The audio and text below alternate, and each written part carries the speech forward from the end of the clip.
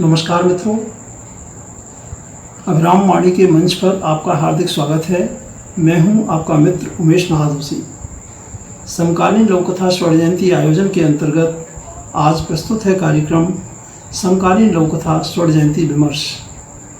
इस कार्यक्रम के अंतर्गत निर्धारित विषयों पर दिए गए प्रश्नों के संदर्भ में लघुकथा समीक्षा समालोचना से जुड़े मित्रों के वक्तव्य आलेख रूप में प्रस्तुत किए जा रहे हैं। यद्यपि समकालीन लोककथा के विभिन्न पक्षों पर एक अच्छी चर्चा के अनुमान के साथ इस कार्यक्रम को काफ़ी व्यापक स्तर पर तैयार किया गया था, किंतु अपनी स्वीकृति के बावजूद अनेक मित्र परिस्थितियों अपने आलेख प्रस्तुत नहीं कर पाए। जिन मित्रों के आलेख एवं वीडियो हमें प्राप्त हो गए हैं, हम उन्हीं के साथ सीमित रूप में इस कार्यक्रम को प्रस्तुत कर रहे हैं। कार्यक्रम का प्रसारण प्रत्येक एकांतर शुक्रवार को किया जा रहा है। आज इस क्रम की 5वीं प्रस्तुति है। आज की प्रस्तुति में शामिल है चर्चित लोककथाकार आदरणीय शिखा तिवारी जी का आलेख, जिसका विषय है लघुकथा के कथ्य में दर्शन संपृक्तता, अवधारणा, पहचान और लघुकथा के वास्तविक विकास के संदर्भ में आवश्यकता और उसका महत्व। आलेख में हमारे द्वारा विषय से जुड़े जिन प्रश्नों के उत्तरों की अपेक्षा की गई थी वो इस प्रकार हैं। पहला प्रश्न, लघुकथा में कथ्य को बहुत महत्व दिया जाता है, क्या कथ्य में दार्शनिकता हो सकती है? दूसरा प्रश्न, दार्शनिकतापूर्ण कथ्यों को आप लघुकथा की सहज प्रकृति के कितना अनुरूप पाते हैं? यदि नहीं तो क्यों? तीसरा प्रश्न, दार्शनिकतापूर्ण कथ्यों से युक्त लघुकथाओं के कुछ उदाहरण देकर उनके प्रभाव संप्रेषण पर कुछ प्रकाश डाल सकें। चौथा प्रश्न, कथ्य में दार्शनिकता स्वभावतः आती है या सायास लाई जाती है, और इस प्रक्रिया का लघुकथा के दूसरे पक्षों भाव, बोध, प्रभाव संप्रेषण, कथा सौंदर्य, शिल्प पर क्या कोई प्रभाव पड़ता है? पांचवा प्रश्न, क्या दार्शनिकता संपृक्त कथ्यों वाली लघुकथाएं पाठकों की दृष्टि से जटिल होती हैं? यदि हाँ, तो क्या सदैव ही ऐसा होता है? और छठा प्रश्न, इस प्रसंग में आप अपनी ओर से कुछ और कहना चाहें तो स्वागत है। इस आलेख को YouTube मंच अभिराम वाणी पर अपलोड करने के साथ फेसबुक पर साझा किया जा रहा है। आलेख पर श्रोताओं द्वारा विषय से जुड़े प्रश्न किए जा सकते हैं। प्रश्न केवल फेसबुक के टिप्पणी कॉलम में ही किए जाएं और विषय से संबंधित होने चाहिए। अपने प्रश्नों की भाषा का कृपया ध्यान रखें। किसी को अपमानित करने वाली भाषा का उपयोग ना करें। प्रश्नों के जवाब भी फेसबुक पर टिप्पणी कॉलम में ही दिए जाएंगे। उनका कोई पूरक वीडियो जारी नहीं किया जाएगा, जैसा कि आरंभ में योजना बनाई गई थी। तो प्रस्तुत है लघुकथा के कथ्य में दर्शन संपृक्तता, अवधारणा, पहचान और लघुकथा के वास्तविक विकास के संदर्भ में आवश्यकता एवं महत्व विषय पर सुश्री शिखा तिवारी जी का आलेख। तो आइए शिखा जी और प्रस्तुत कीजिए अपना आलेख। नमस्कार, YouTube के अभिराम वाणी पर मैं शिखा तिवारी प्रस्तुत हूँ लेकर एक आलेख का विषय है लघुकथा में दर्शन की संपृक्तता। किसी ऐसे विषय पर लिखना वाकई मुश्किल होता है जो आपको या आपके जीवन को कहीं न कहीं प्रभावित करता है। मनोगत भावना अक्सर वस्तुगत भावना पर भारी पड़ती है और हम निरपेक्ष मूल्यांकन से चूक जाते हैं। इसी चूक से बचने के लिए दर्शन का आविर्भाव हुआ। यहाँ यदि दर्शन की बात करें तो मानव जीवन ही अपने आप में दर्शन है। सनातन दर्शन समुद्र की तरह गहरा और विशाल है, जो अपने भीतर प्रकृति और पुरुष की अकूत संपदा सहेजे हुए है। सनातन दर्शन के अंतिम भाग वेदांत को शायद इसीलिए ज्ञान कांड भी कहा गया है, और यही इसका मुख्य दार्शनिक भाग भी है। सभी धर्म में एक मुख्य बात जो कही जाती है वो एक ही कि जीवन की वैतरणी पार कर ली जाए। परंतु वैतरणी का असल अर्थ क्या है? यही न कि हम अपने सभी पुरुषार्थों, धर्म, अर्थ, काम और मोक्ष को पूर्ण करते हुए जीवन को संपूर्णता की ओर ले जाएं। दर्शन का असल अर्थ भी इसी में समाहित है। लघु कथा को भी हम इसी के समकक्ष रखते हैं, जो देखन में छोटो लगे, घाव करे गंभीर, कहे अनकहे संदेश और उठने वाले प्रश्नों से लघु कथा का विस्तार दिखता है। और जहाँ तक लघु कथा में दर्शन की बात है तो ये हमें और भी विस्तृत अध्ययन की तरफ ले जाता है।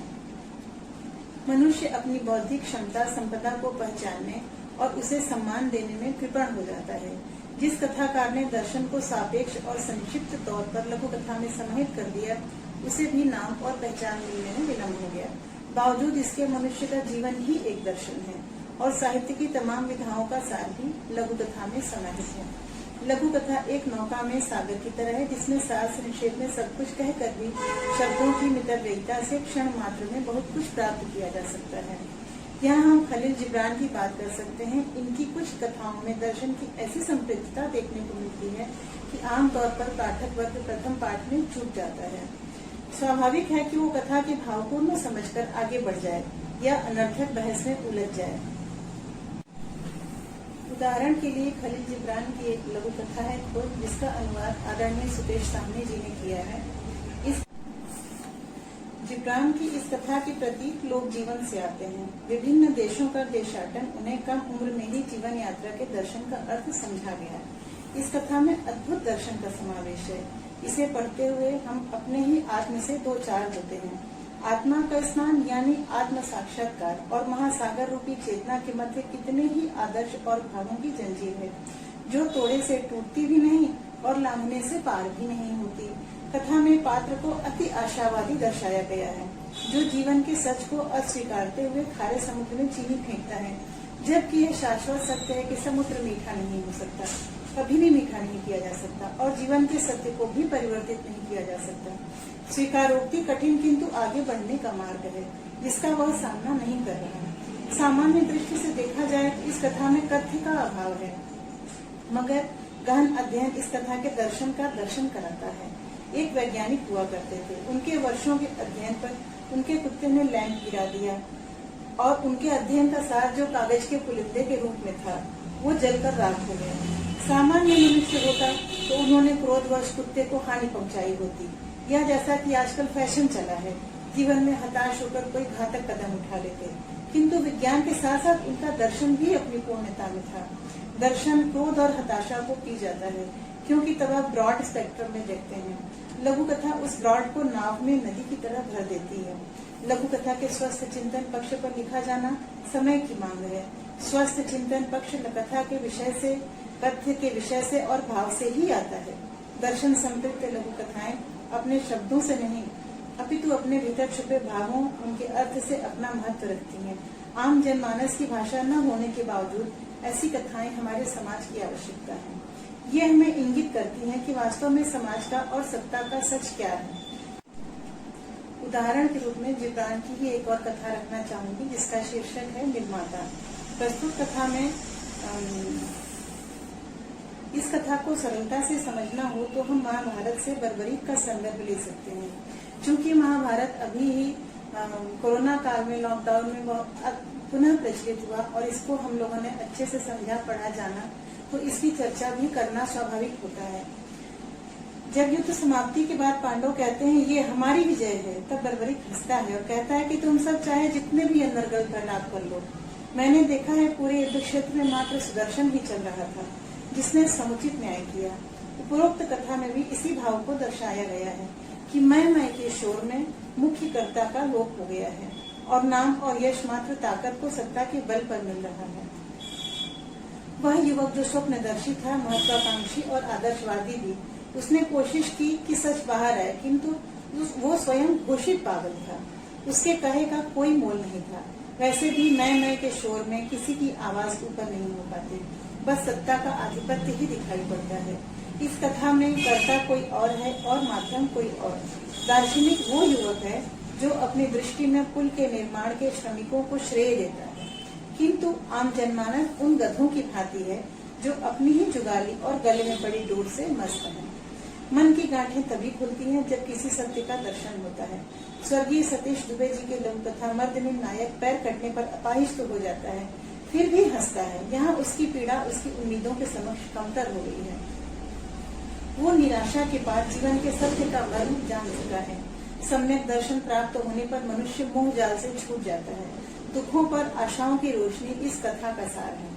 दर्शन को उस उत्तर के रूप में देखा जाता है जिसमें आलोचनात्मक समाधान दिया गया हो।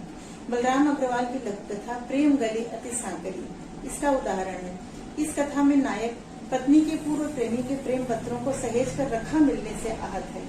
शालिनी की मृत्यु से पति दुखी होता कि इन प्रेम पत्रों ने उसके मन को आलोचनात्मक पीड़ा से भर दिया है। शालिनी के पूर्व प्रेमी का पत्र मिलने से अधिक पीड़ा उन पत्रों को सहेजे जाने से है, क्योंकि वो प्रेम आजीवन उनके बीच था जिसका शालिनी के पति को आभास करना था। इस लघु कथा में पत्नी के मरने के बाद पति के बनिस्पत उस प्रेमी का पलड़ा अकस्मात भारी हो जाता है, जब पति को लगता है कि वह पूर्ण रूपेण पत्नी के हृदय का अधिकारी नहीं बन पाया।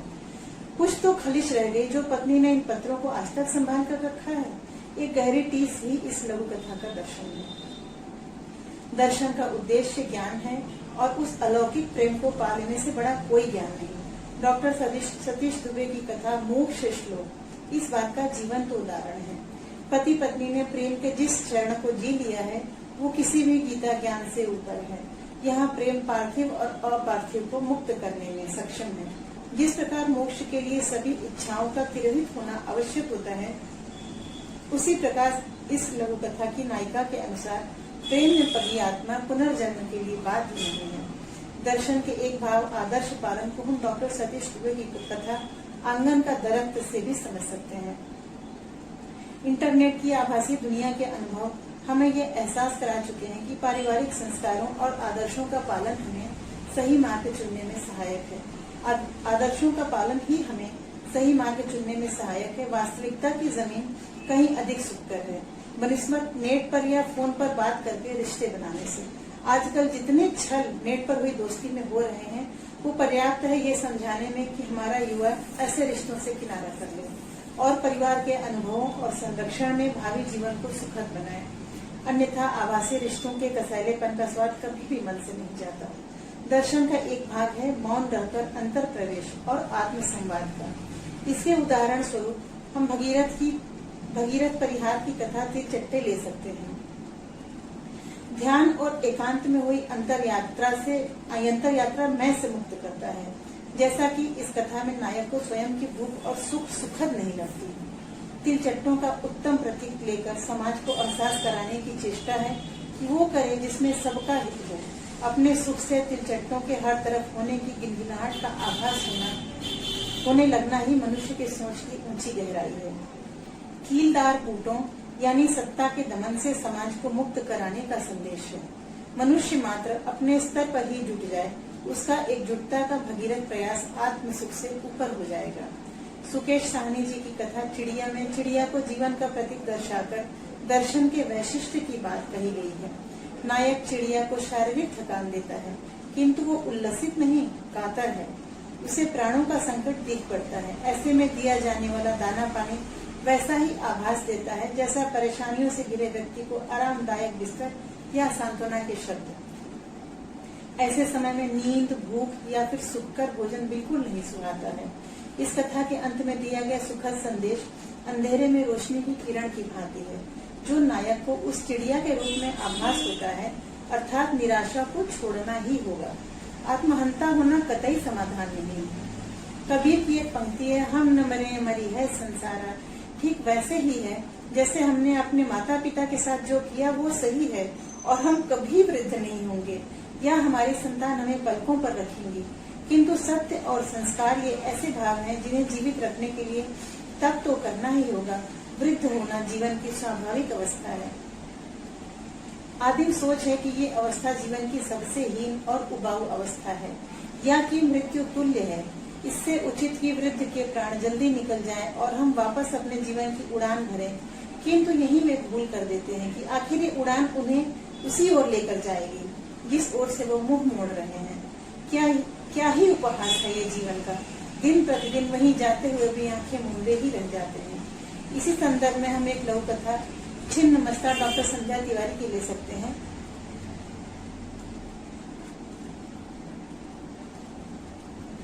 माँ छिन्न मस्ता भूख लगने पर अपना ही सिर काटकर अपना ही रक्तपान करती है।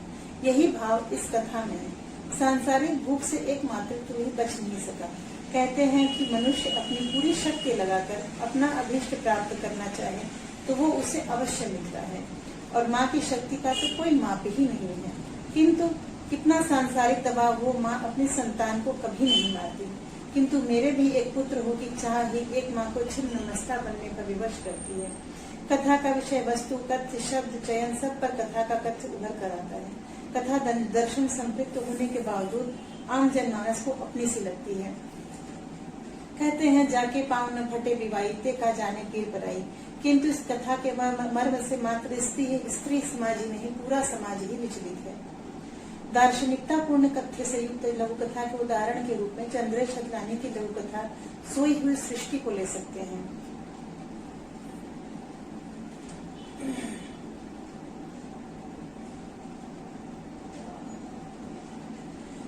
कथा में पहले सोया हुआ अर्थात अचेतन मन का प्रतीक है, फिर नेता का प्रतीक है, तदुपरांत आम आदमी का प्रतीक है। परंतु जागने पर जिस प्रकार कथा नायक परिचय पत्र में अपने पिता का नाम देख निश्चिंत हो जाता है, वैसा ध्यान की तुरीय अवस्था में पहुंचा व्यक्ति नहीं कर सकता है। तुरीय अनुभव की एक अवस्था है जिसमें मन और मस्तिष्क में कुछ भी नहीं चलता है। यह भी नहीं कि कुछ नहीं है, यह ध्यान की चौथी चतुरीय अवस्था है। इससे पहले की तीन अवस्थाओं में इंद्रियों द्वारा महसूस की गई बात, कोई रूप, कोई गंध, कोई ख्याल, कल्पना की गई बात और शून्य महसूस किया जाता है। इसको इस संदर्भ में देखना चाहिए कि चेतना के तीन स्तर हैं। जब हम जगते हैं तो जो दिखता है और जो कल्पना करते हैं वो हमारे मन में चलता है। कल्पना या विश्लेषण, सपने, आधी नींद, ख्वाब में कल्पना, स्मृति जैसी चीजें हम नींद में देखते हैं। तीसरी अवस्था में कुछ भी कल्पना नहीं करती, गाढ़ी नींद में ऐसा होता है। इस चौथी अवस्था में ये भी नहीं पता चलता है कि हमें कुछ भी पता नहीं चलता। अद्वैतवादियों के लिए इसका अर्थ आपकी एकदम आत्मिक अनुभूति है जो एकदम शून्य है। इतना शून्य कि आप इसे अनुभूति भी नहीं कह सकते। इसमें यह भी अनुभूति नहीं होती कि आपको कोई अनुभूति नहीं होती। प्रस्तुत कथा में भी ऐसी ही संपृक्तता देखने को मिलती है। हालांकि इस कथा में नींद प्रतीकात्मक है, ये उस अवस्था को इंगित करता है जब आम जनमानस भेड़ बकरियों की तरह हाँका जाता है। इस स्थिति में कोई एक उठता है, उनमें से ही जैसे राजा राम मोहन राय, जिन्होंने विधवा पुनर्विवाह, बाल विवाह विरोध आदि की नींव रखी। ऐसा नहीं कि ये घटना समाज में अब नहीं होती, किंतु इनके पक्षधर तो अब बहुतायत में हो गए हैं। प्रतीकों और बिंबों के आधार पर बुनी कथा का फलक बहुत विस्तृत है। करोड़ों लोगों से ज्यादा सोए होना अर्थात मनुष्य में जागरूकता का अभाव होना, खादी के कपड़े पहने लोगों के मुंह से कुछ आवाजें और धुआं निकलना अर्थात मुट्ठी भर लोगों द्वारा आम जनता का शोषण, स्वयं कथा नायक का स्वप्न में ही जाग जाना और शोषक वर्ग में शामिल हो जाना, तभी उसका स्वप्न टूट जाना और परिचय पत्र पर पिता का नाम देखना। यह परिचय पत्र पर पिता का नाम देखने से एक अर्थ जो कि समष्टिगत है, यह भी निकलता है कि वह खुद को भारत देश के रूप में देख रहा और पिता के रूप में बापू को देख रहा है। दूसरा अर्थ जो कि व्यष्टिगत है, यह है कि वह एक आम नागरिक है और उसके पिता के नाम से वह जाना जा रहा है।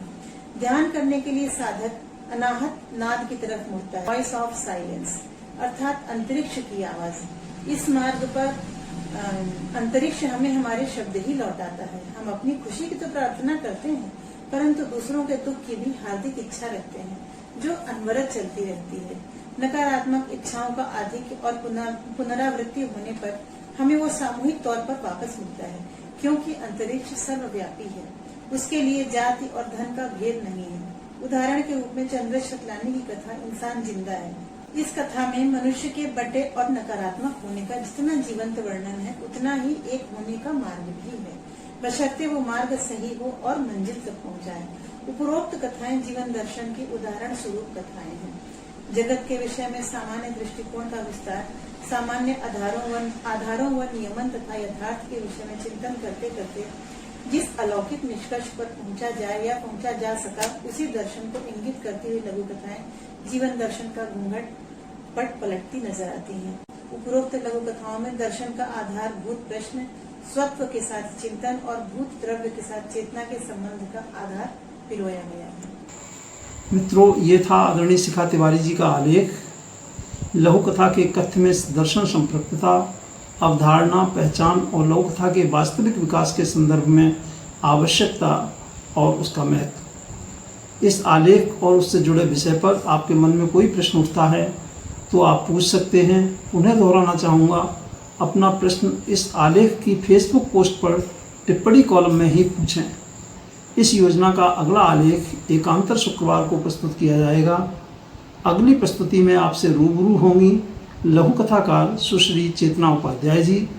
उनके आलेख का विषय है लघु कथा के कथ्य में दर्शन संपृक्तता, अवधारणा, पहचान और लघु कथा के वास्तविक विकास के संदर्भ में आवश्यकता एवं उसका महत्व। अब हम लेते हैं आपसे विदा। समकालीन लघु कथा स्वर्ण जयंती की हार्दिक शुभकामनाएं। अपना और अपनों का बहुत ध्यान रखिएगा। नमस्कार मित्रों।